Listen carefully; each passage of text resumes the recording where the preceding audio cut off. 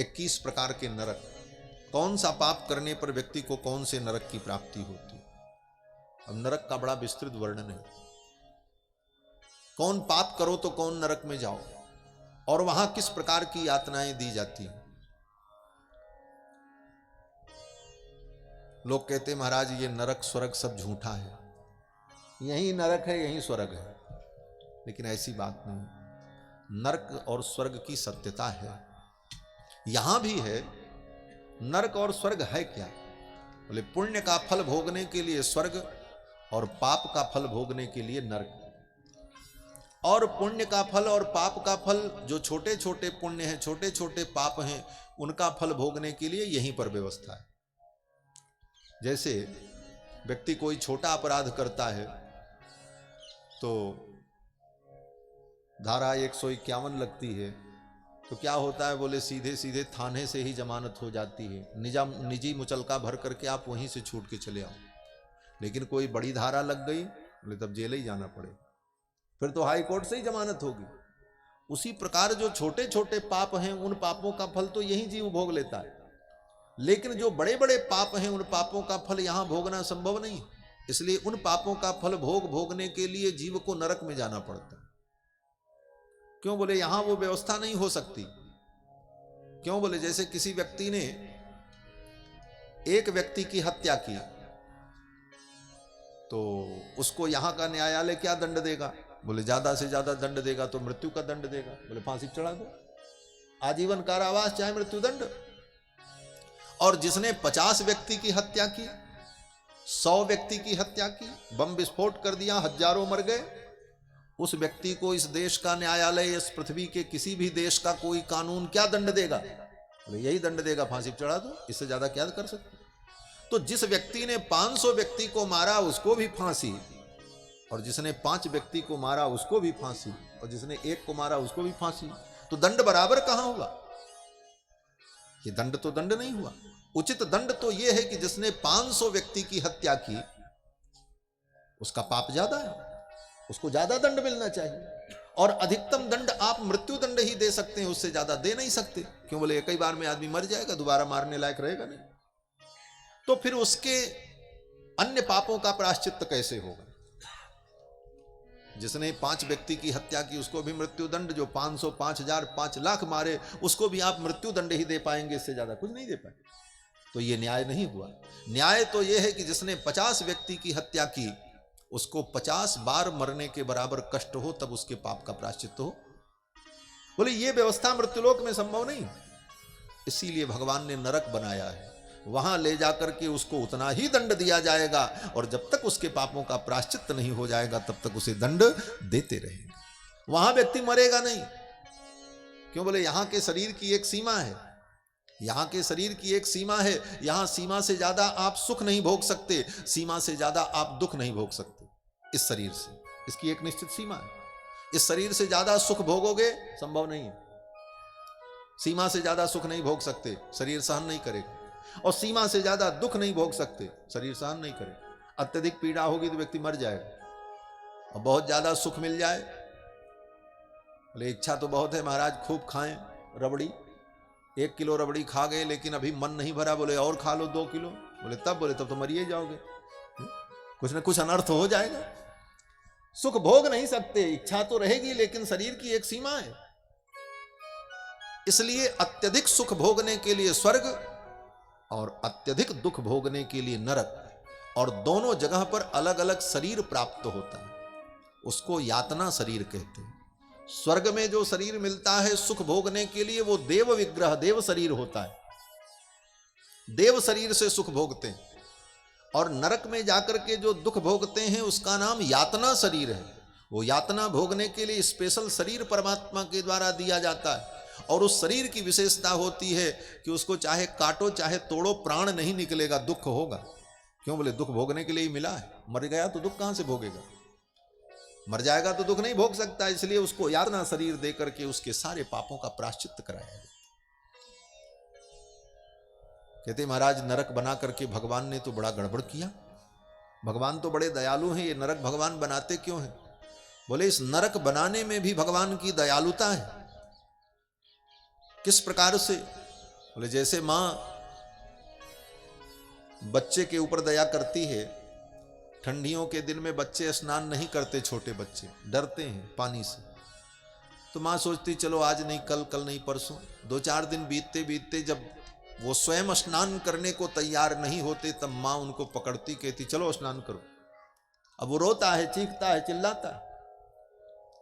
मां गर्म पानी करके तैयार करती है, साबुन लेकर के बैठती है, रगड़ रगड़ करके उसको स्नान कराती है। वो चीखता है, चिल्लाता है, ऊपर से 2-4 थप्पड़ों मार देती है। चुप रहो, तुमको नहाना पड़ेगा। क्यों? बोले मां के अंदर करुणा है कि अगर अब इसको स्नान नहीं कराया गया तो इसके शरीर पर गंदगी का मल इतना जम जाएगा कि इसके शरीर फटने लग जाएंगे, आगे इसको रोग उत्पन्न हो जाएगा, इसे पीड़ा होगी। इसलिए मां दया के परवश होकर कुछ क्षणों के लिए निर्दयी बनकर के कठोरता पूर्वक उसके मल को धोती है, सफाई करती है।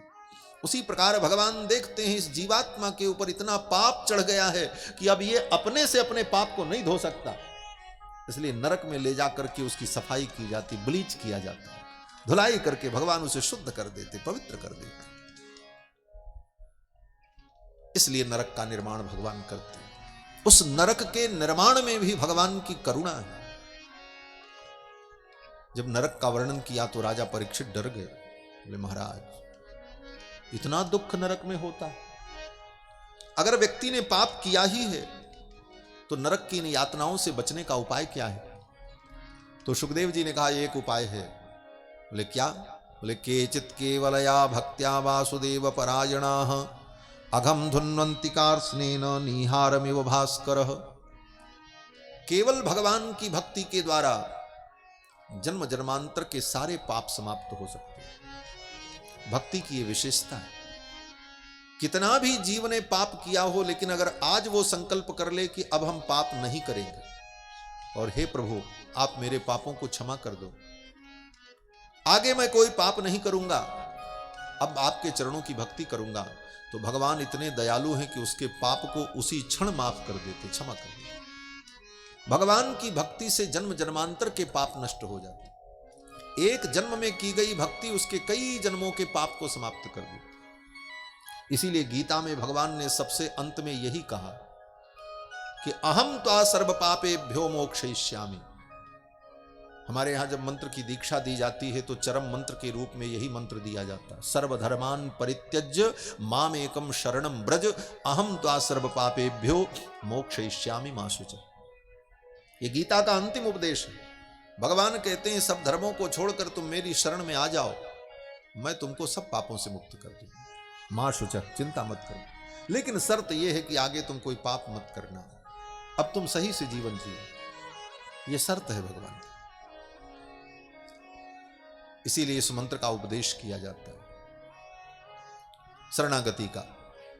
तो भगवान की भक्ति से जीव के जन्म जन्मांतर के पाप नष्ट हो जाते, यह सिद्धांत है। राजा परीक्षित ने कहा महाराज कोई उदाहरण? तो सुखदेव जी ने एक उदाहरण दिया। सुखदेव जी कहते हैं कान्यकुब्ज देश में अजामिल नाम का एक ब्राह्मण था, जीवन भर उसने पाप ही किया। उसके बेटे का नाम नारायण था, अपने बेटे को बुलाता था, नारायण आओ, नारायण भोजन लाओ, नारायण ये करो। बार बार नारायण नारायण का उच्चारण करने के कारण, भगवान का नाम लेने के कारण उसके पाप नष्ट होते रहे। भगवान का नाम इतना पवित्र है कि भगवान का नाम कैसे भी जीव ले उसके पाप नष्ट हो जाते। संकेत में, परिहास में, मजाक में किसी भी प्रकार भगवान का नाम लिया जाए तो भगवान का नाम जीव के पाप को नष्ट कर देता।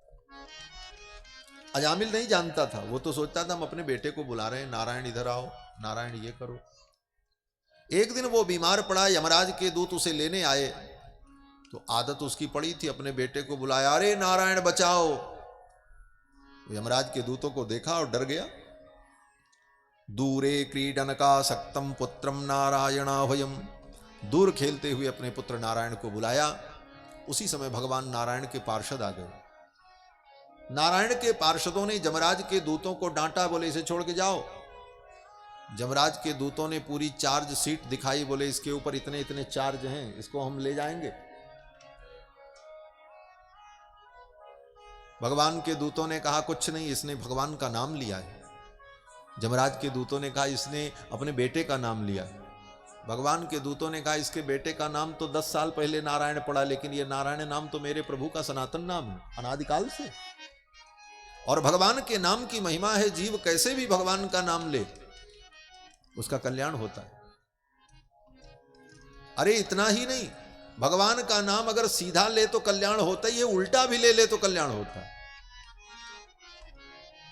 वाल्मीकि जी थे, उनको सप्तर्षियों ने कहा राम राम कहो तुम्हारा कल्याण होगा। तो वाल्मीकि ने कहा हम नहीं कह सकते। बोले क्यों? बोले हम तो जीवन भर मरा मरा किए हैं, सबको मारे हैं, ये हम नहीं कह पाएंगे। तो महर्षियों ने कहा तो ठीक है तुम मरा मरा ही कहो। महर्षियों ने सोचा मरा का उल्टा तो राम ही होता है, बार बार मरा मरा मरा मरा कहेगा तो राम राम अपने आप ही हो जाएगा। सिखा करके चले गए। महर्षियों ने कहा तुम मरा मरा ही जपो, राम नहीं कह सकते, नारायण नहीं कह सकते, तो मरा मरा ही कहो तुम्हारा कल्याण हो जाएगा। महर्षियों की बात मान ली और वो बैठ गया, कहने लगा मरा मरा मरा मरा मरा मरा मरा। और मरा मरा 2-3 बार कहने के बाद फिर राम ही राम सुनाई पड़ने लगे। और परिणाम बोले समस्त पापों से मुक्त होकर के ब्रह्मर्षि बन गए महर्षि वाल्मीकि। उल्टा नाम जपत जग जाना, वाल्मीकि भय ब्रह्म समाना। उल्टा नाम जपत जग जाना, वाल्मीकि भय ब्रह्म समाना। वाल्मीकि भय ब्रह्म समाना, वाल्मीकि भय ब्रह्म समाना। उल्टा नाम जप करके वाल्मीकि ब्रह्मर्षि हो गए। तुलसीदास जी महाराज लिखते हैं कि राम बिहाय मरा जपते, राम नहीं जपा मरा जपा। राम बिहाय मरा जपते, बिगड़ी सुधरी कवि को किलहू की। ये भगवान के नाम की महिमा। जब दूत चले गए, जमराज के दूत छोड़ करके चले गए, जाकर के जमराज के सामने अपना कागज पत्र पटक दिया। बोले संभालो अपना, आपन तेज संभारो आप है। जमराज ने कहा क्या कहूँगा? दूतों ने कहा महाराज अब आपकी इस जमपुरी में कोई आने वाला नहीं। बोले क्यों? बोले कोई व्यक्ति अपने बेटे का नाम नारायण रखेगा, कोई गोविंद रखेगा और सब वैकुंठ चले जाएंगे। अब कोई पापी यहाँ आने वाला नहीं, ये विभाग बंद किया जाए, इस विभाग की अब कोई जरूरत नहीं। जमराज समझ गए। जमराज स्वयं भगवान के परम भक्त हैं, उनका नाम है धर्मराज। सबका नियमन करते हैं इसलिए उनका नाम यमराज है। यमयति नियमयति, जो सबको नियम में बांध करके रखते हैं इसलिए उनका नाम यमराज है। वो स्वयं भगवान के परम भक्त हैं। उन्होंने कहा देखो ये भगवान की भक्ति की महिमा है, भगवान नाम की महिमा है, तुम नहीं समझ सकते। इसलिए तुम तो केवल इतना ही समझो कि किसी भी जीव को जब पकड़ने जाओ तो सावधानी रखना। दूतों ने कहा क्या सावधानी? तो जमराज ने अपने दूतों को सिखाया कि जिह्वा न वक्तृ भगवत गुण नाम धेयम, जिसकी जीभ कभी भगवान का गुणानुवाद न करती हो। जिह्वा न वक्तृ भगवत गुण नाम धेयम, जिसकी जीभ कभी भगवान का नामोच्चारण न करती हो। चेतश्च न स्मरति तच्चरणारविंदम, जिसका चित्त कभी भगवान के चरणारविंद का स्मरण नहीं करता। कृष्णाय नो नमति यच्छिर एकदापि, जिसका सिर कभी भी एक बार भी भगवान कृष्ण के चरणों में नहीं झुकता। तानान यद्ध, ऐसे आदमियों को पकड़ के ले आना। और जो गोविंद के चरणों में प्रणाम करता हो, जो गोविंद की कथा सुनता हो, जो भगवान का नामोच्चारण करता हो, उसे तुम पकड़ करके मत ले आना, उसके स्वामी तो भगवान है। ये यमराज ने अपने दूतों को उपदेश किया है। इसके बाद भी अगर कोई प्राणी नरक में जाए तो अब उससे बड़ा भागा कौन होगा? भगवान का नाम, भगवान की कथा, भगवान का गुणानुवाद, इतने साधनों के होने के बाद भी पाप के कारण व्यक्ति को नरक जाना पड़े। और वो भी भगवान का नाम लेने में कौन मेहनत लगती है? जीभ आपकी अपनी है, किसी से उधार लेने की जरूरत नहीं, किराए पे लेने की जरूरत नहीं, जीभ अपने पास है। भगवान का नाम लेने के लिए किसी को पैसा भी देने की जरूरत नहीं, न उसमें कोई विधि है कि नहा करके लेना है, कि खा करके लेना है, कि व्रत करके लेना। कैसे भी भगवान का नाम लो, सोते बैठते उठते नहाते धोते जब याद आ जाए श्री कृष्ण गोविंद हरे मुरारे, हे नाथ नारायण वासुदेव। इसके बाद भी हम दिन भर दुनिया के प्रपंच की बातें करते हैं, लेकिन 10 बार प्रेम से भगवान का नाम नहीं ले पाते। ये दुर्भाग्य ही तो। अजामिल को ज्ञान हो गया, यमराज के दूत तो चले गए, भगवान के दूत भी उसे छोड़ करके चले गए। इस दृश्य को अजामिल ने देखा। अजामिल ने सोचा, अरे मैंने अपने बेटे नारायण को बुलाया तो भगवान के पार्षद आ गए, अगर मैं प्रेम से भगवान के नाम का उच्चारण करता तो भगवान की मेरे ऊपर कितनी कृपा होती। उसको वैराग्य हो गया। उसी दिन उसने संकल्प कर लिया, मैं कोई पाप कर्म नहीं करूंगा, और बद्रीनाथ धाम में जाकर खूब भगवान के नाम का जप किया। और इसी जन्म में, पूरा जीवन तो पाप ही किया था, जीवन के अंतिम उत्तरार्ध में, जीवन के समापन के अवसर पर कुछ दिनों तक भगवान के नाम का जप किया और जन्म जन्मांतर के उसके सारे पाप समाप्त हो गए और मरने के बाद उसे वैकुंठ की प्राप्ति हो गई। नरक की यातना से वो बच गया। इस कथा का यही सार है कि भगवान के नाम का खूब जप करो, और भगवान का कोई नाम छोटा नहीं, कोई बड़ा नहीं, सब नाम बराबर है।